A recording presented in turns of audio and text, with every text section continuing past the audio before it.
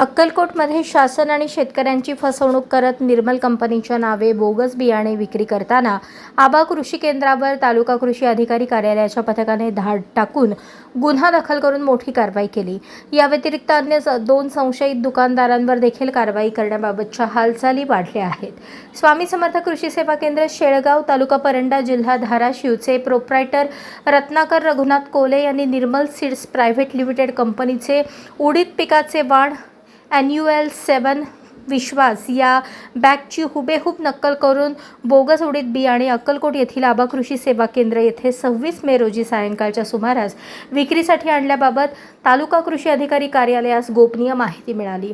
त्यानुसार रात्री 8:30च्या सुमारास तालुका कृषी अधिकारी कार्यालयाकडून सापळा रचून स्वामी समर्थ कृषी सेवा केंद्र शेळगाव, तालुका परंडा, जिल्हा धाराशिवचे प्रोप्रायटर रत्नाकर रघुनाथ कोले यांनी निर्मल सीड्स प्रायव्हेट लिमिटेड कंपनीचे उडीद पिकाचे वाण एन्युअल विश्वास बॅगची हुबेहूब नक्कल करून अक्कलकोट येथील आबा कृषी सेवा केंद्र येथे विक्री करत असताना धाड टाकण्यात आली।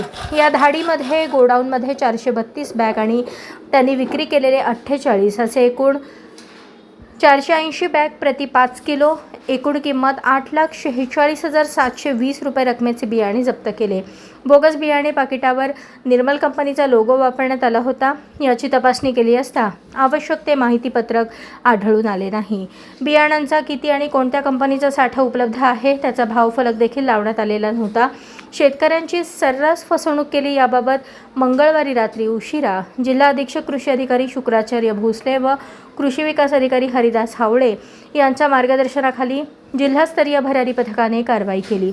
बोगस बियाणे तयार करून शेतकऱ्यांचा बळी घेण्याचा प्रकार तालुक्यात सर्रास घडतो आहे।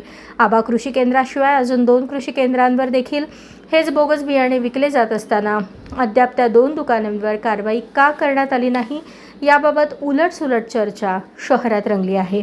मात्र आबा कृषी केंद्रावर धाड पडल्याचे कळताच त्या 2 दुकानदारांनी दुकान बंद करून पलायन केले। त्यांच्यावर देखील कारवाई करण्यात यावी अशी मागणी होत आहे। अशाच नवनवीन अपडेटसाठी जनता राज्य न्यूज चॅनलला सबस्क्राईब करा, लाईक करा आणि शेअर करायला विसरू नका।